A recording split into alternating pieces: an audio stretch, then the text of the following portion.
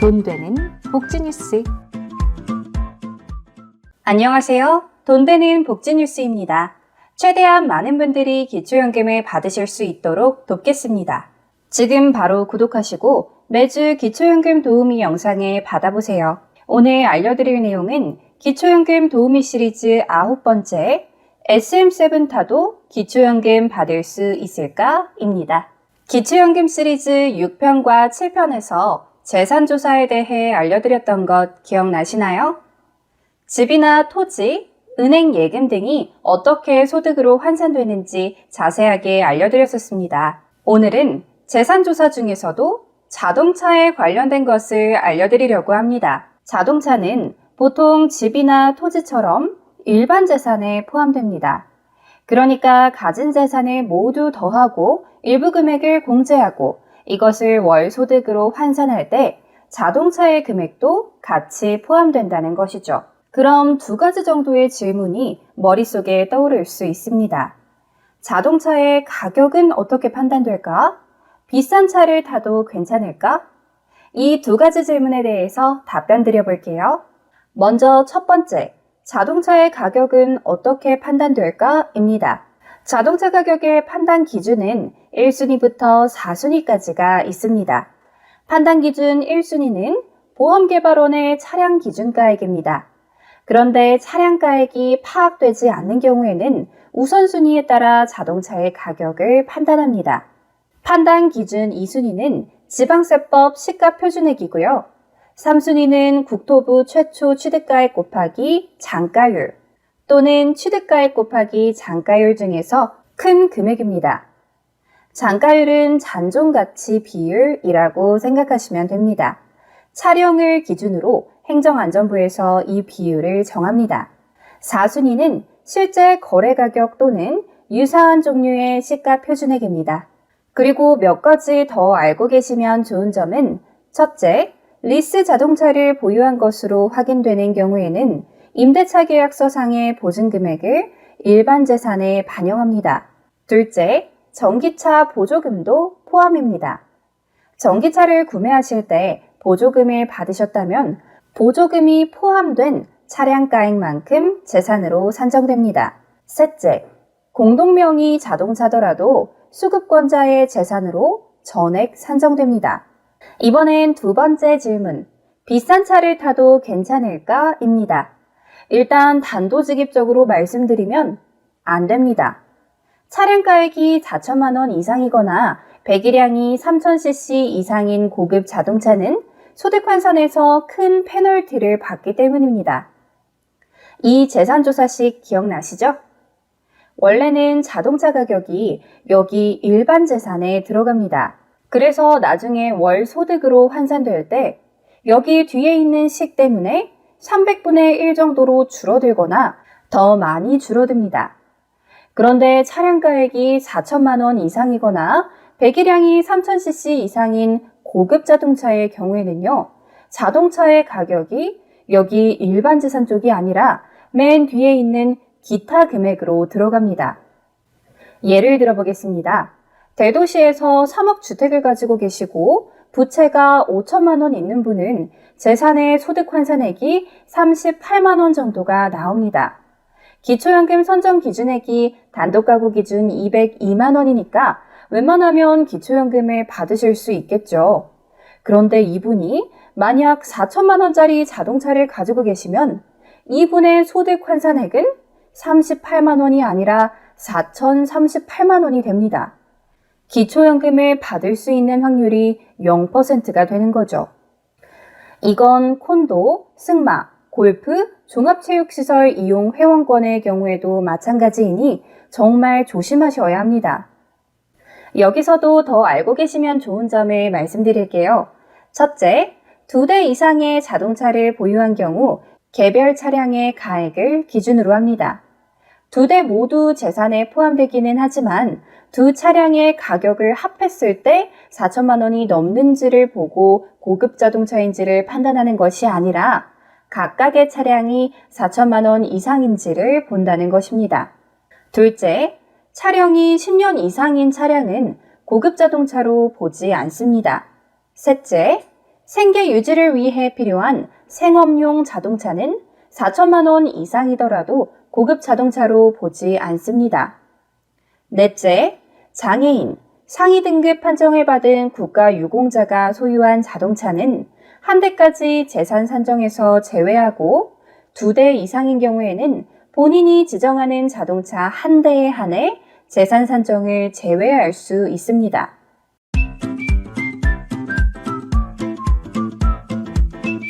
돈 되는 복지 뉴스. 오늘 알려드릴 내용은 기초연금 도우미 시리즈 10번째, 자녀에게 이것 하면 평생 기초연금 탈락입니다. 기초연금을 받으실 수 있는 나이인 60대. 60대 구독자님들께서 자녀가 있으시다면 자녀분들께서 결혼 전후이거나 아이를 낳고 가정을 꾸려나가고 있는 경우가 대부분일 겁니다. 이때는 참 돈이 많이 필요하죠. 집, 결혼, 육아 등 큰 돈이 많이 필요한 시기입니다. 그런데 열심히 일해서 이 돈을 충분히 마련할 수 있다면 참 좋겠지만 현실은 그리 녹록지 않기에 많은 부모님들께서 적은 금액이나마 자녀들에게 도움을 주려고 하십니다. 그런데 자칫 잘못하면 자녀를 위해 도움을 주셨던 일을 두고두고 후회하게 되실 수도 있습니다. 증여 때문에 기초연금을 못 받게 되실 수 있기 때문이죠. 기초연금에서는 증여 또는 처분된 재산을 철저하게 조사합니다. 자신의 재산을 고의적으로 축소하거나 은닉하는 사람들을 막기 위해서이죠. 그래서 자녀에게 증여한 재산도 일정 기간 동안 계속 본인의 재산으로 평가합니다. 아무리 증여세를 내고 정당하게 증여했다고 할지라도요. 그래서 이것만은 절대 하시면 안 됩니다. 그것은 바로 집이나 토지를 처분하거나 대출을 받아 자녀에게 증여하는 것입니다. 증여를 하면 무엇이 바뀌는지 예를 들어보겠습니다. 5억짜리 집에 거주하고 계시는 경우와 5억짜리 집을 팔아 3억짜리 전세를 들어가시고 2억을 증여하시는 경우의 비교입니다. 먼저 5억 집에 거주하신다면 소득 환산 방법은 다음과 같습니다. 집 계산할 때는 집값 그대로가 아닌 시가 표준액을 사용합니다. 이에 대한 자세한 내용은 기초연금 도우미 7편에서 확인해 주시고요. 그래서 5억 집이 3억 정도로 계산됩니다. 그리고 이 3억에 여러 가지를 곱해서 소득 환산이 되는 거죠. 그런데 5억 집을 팔아 3억짜리 전세를 들어가시고 자녀에게 2억을 증여하시는 경우에는 달라집니다. 일단 5억 집을 팔았으니 현금 5억이 생깁니다. 현금에는 시가 표준액이라는 게 없죠. 말 그대로 5억입니다. 그리고 3억을 사용하여 전셋집에 들어갔습니다.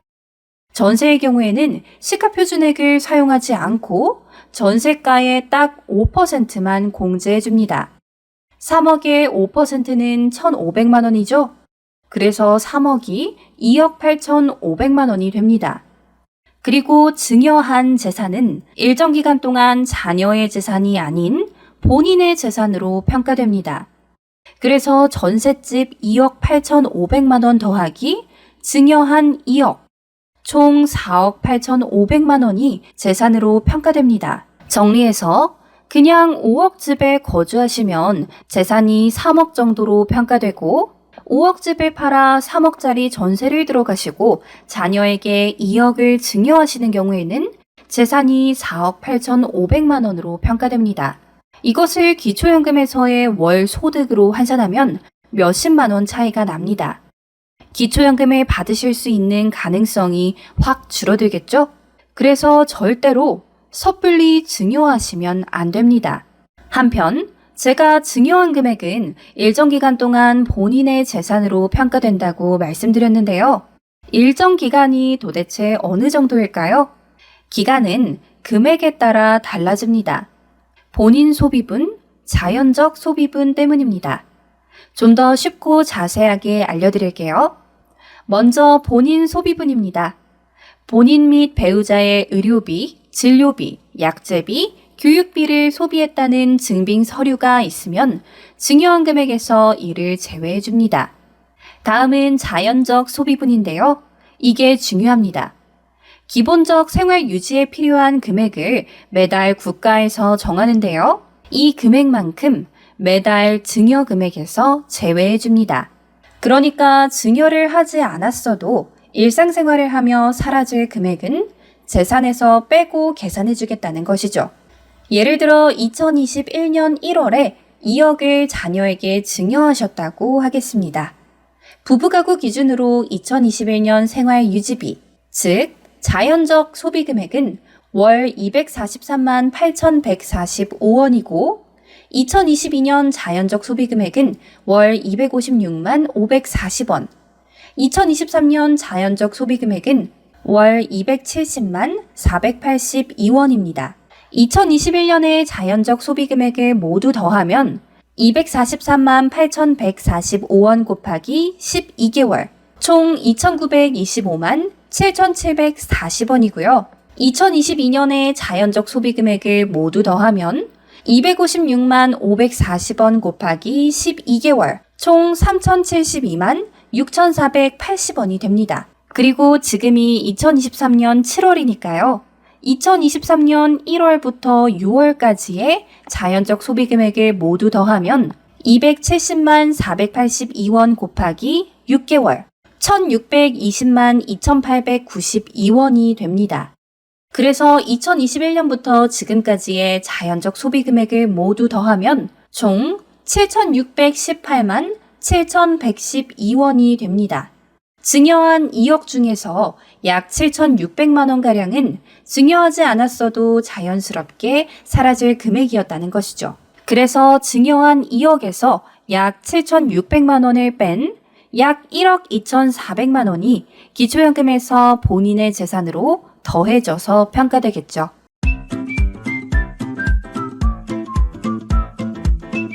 돈 되는 복지뉴스. 오늘 알려드릴 내용은 기초연금 도우미 시리즈 11번째 전세 자가 중 기초연금에 더 유리한 것은? 입니다. 기초연금에서는 내 소득이 얼마 정도로 평가되는지가 관건이죠. 많은 분들이 소득이 적게 평가될 수 있도록 그래서 기초연금 수급 대상으로 선정되고 더 많은 혜택을 받으실 수 있도록 여러 가지 조건을 만들어 두시려고 노력하십니다. 그중 가장 대표적인 것이 집입니다. 현재 살고 계시는 주택이 나의 월 소득으로 환산될 때 최소한의 금액으로 계산되는 것이 좋겠죠. 그래서 이런 생각을 하시는 분들이 많이 계십니다. 비싼 집을 가지고 있으면 소득이 많은 것으로 보일 테니 전세로 옮기자. 이런 선택을 하시면 100% 후회합니다. 시세로 5억 정도 되는 집에 거주하시는 상황을 예로 들어보겠습니다. 먼저 전세입니다. 5억짜리 집을 4억에 전세로 산다고 가정해 보겠습니다. 1단계. 전세는 먼저 기본공제 5%를 받습니다. 소득 산정을 할 때에 5%를 빼고 나머지 95%만 계산한다는 것이죠. 그러니까 전세 계약을 한 4억에 5%인 2천만 원. 이 2천만 원을 뺀 3억 8천만 원만 가지고 소득 계산을 한다는 것입니다. 2단계. 지역별 기본공제라는 것이 있습니다. 전세든 자가든 일정 금액을 또 공제해 줍니다. 대도시와 특례시는 1억 3,500만 원, 중소도시는 8,500만 원, 농어촌은 7,250만 원을 공제해 줍니다. 대도시에 전세를 사신다고 가정했을 때 1단계에서 계산했던 3억 8천만 원에서 1억 3,500만 원을 빼면 2억 4,500만 원이 됩니다. 그리고 마지막 3단계, 이 중 4%만이 소득으로 인정됩니다. 2단계에서 계산한 2억 4,500만 원의 4%는 980만 원입니다. 결국 4억짜리 전셋집에 살면 연소득이 980만 원으로 평가되는 것이죠. 이것을 12개월로 나누면 월 소득은 81만 6천 원이 됩니다. 4억 전세를 살면 월 81만 6천 원의 소득으로 인정된다. 잠시 기억해 주세요. 다음은 5억짜리 자가입니다. 자가인 경우에는 시세를 그대로 사용하지 않습니다. 시가표준액이라는 것을 사용하는데요. 흔히 공시가라고도 하죠. 시가표준액은 보통 시세의 60% 정도입니다. 그러니까 5억짜리 집이 3억으로 바뀌는 것이죠. 여기서부터 전세와 벌써 차이가 나죠? 그리고 2단계부터는 전세 계산과 같습니다. 지역별 기본공제 기억나시죠? 대도시와 특례시는 1억 3,500만 원, 중소도시는 8,500만 원, 농어촌은 7,250만 원을 공제받습니다. 대도시에 산다고 가정했을 때 3억에서 1억 3,500만 원을 빼면 1억 6,500만 원이 됩니다. 그리고 마지막 3단계, 이 중 4%만이 소득으로 인정됩니다. 2단계에서 계산한 1억 6,500만 원의 4%는 660만 원이고 이것을 12개월로 나누면 월 소득은 55만 원이 되는 것입니다.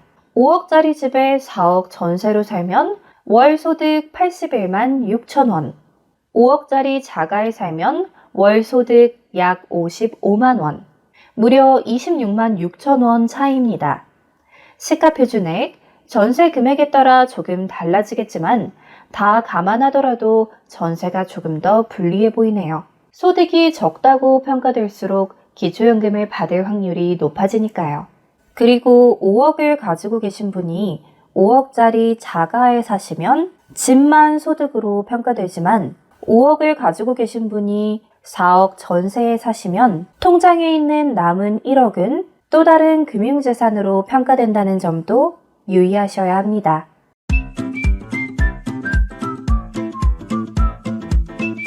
돈 되는 복지뉴스. 오늘 알려드릴 내용은 기초연금 도우미 시리즈 12번째 부채는 어디까지 조사하나요? 입니다. 기초연금 계산식은 다음과 같습니다. 집이나 토지, 예금 등은 나의 소득으로 환산되지만 부채가 있다면 그 금액만큼은 빼고 소득 환산을 합니다. 그래서 재산이 좀 있더라도 부채가 많으시다면 기초연금을 받으실 확률이 높아지는 거겠죠.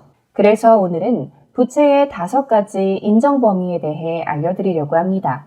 계산식 앞부분의 일반재산, 금융재산 계산법이 궁금하신 분들은 기초연금 도우미 시리즈 6편과 7편을 확인해주세요. 부채로 인정하는 범위는 이렇습니다. 첫째, 금융실명거래 및 비밀보장에 관한 법률 제2조 제1호에 따른 금융회사 등으로부터 받은 대출금입니다. 좀 더 자세히 말씀드리면 제1금융권, 제2금융권, 대부업체로부터 받은 대출금입니다. 제1금융권에는 특수은행, 일반은행, 지방은행이 들어가고요. 제2금융권에는 상호저축은행, 종합금융회사, 캐피탈회사 등이 들어갑니다. 대부업체는 금융위원회 등록 대부업체 통합조회 서비스에서 조회하실 수 있습니다. 하지만 마이너스 대출, 신용카드 회사의 카드론, 연대보증인으로 표기된 경우에는 부채로 인정하지 않습니다. 둘째, 신용카드 미결제금입니다. 3개월 이상 연체한 50만 원 이상의 신용카드 금액은 부채로 인정합니다. 하지만 신용카드 회사의 카드론, 현금 서비스 연체는 해당하지 않습니다. 셋째, 금융기관 외 대출금입니다. 한국장학재단, 주택공사 등의 공공기관이나 군인공제회, 한국교직원공제회, 소방공제회 등의 공제회, 그리고 서민금융진흥원에서 받으신 대출금도 부채로 인정합니다. 넷째, 개인 간 부채, 즉 사채입니다. 법원 판결문 등으로 확인된 사채는 부채로 인정합니다. 다섯째, 임대보증금입니다. 임대보증금에 대해 주택 등 시가표준액의 50% 범위 내에서 임대보증금을 부채로 인정합니다. 예를 들어 시가표준액 2억 원인 주택을 1억 5천만 원의 전세를 준 경우 시가표준액 2억의 50%인 1억 원을 부채로 인정합니다. 그리고 시가표준액 2억 원인 주택을 9천만 원의 전세를 준 경우 9천만 원을 부채로 인정합니다. 단, 주택이나 상가 등을 여러 채 보유한 경우 한 채에 한해서 인정합니다. 오늘 내용은 여기까지입니다. 시청하시는 여러분께 꼭 도움이 되면 좋겠습니다. 궁금한 내용은 댓글로 남겨주세요. 오늘 내용이 도움되셨다면 구독과 좋아요 부탁드립니다. 모두 건강하고 행복한 한 주 보내시길 바라겠습니다.